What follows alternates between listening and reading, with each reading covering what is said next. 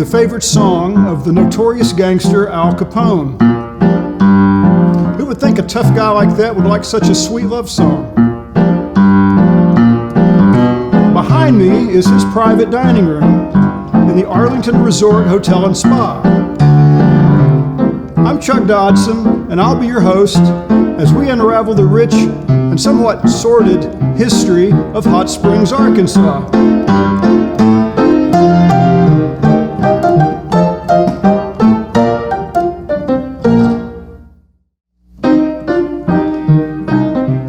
The notorious gangster didn't just come here to have a good time and enjoy our thermal baths, our racetrack, and our casinos.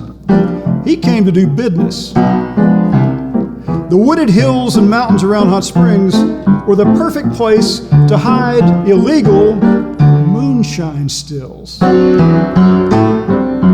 Capone would buy the whiskey from the local moonshiners and allegedly put it in bottles marked Mountain Valley Water, put it on trains, ship it back to Chicago, and sell it for a handsome profit in his speakeasies during Prohibition.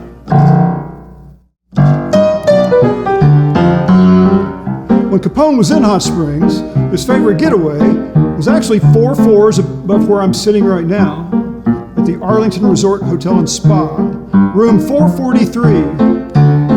Sometimes he would rent the whole floor for his bodyguards, his friends, his staff. They would all enjoy the town's mineral waters and rich, vibrant nightlife.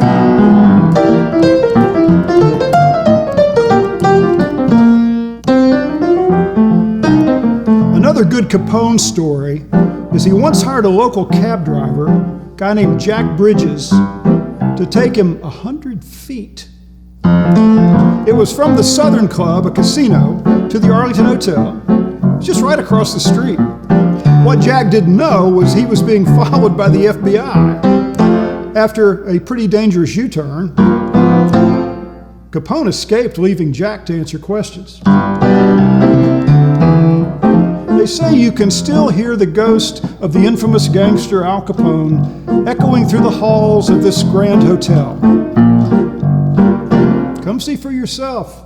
I'm Chuck Dodson, reminding you history lives in Hot Springs, Arkansas.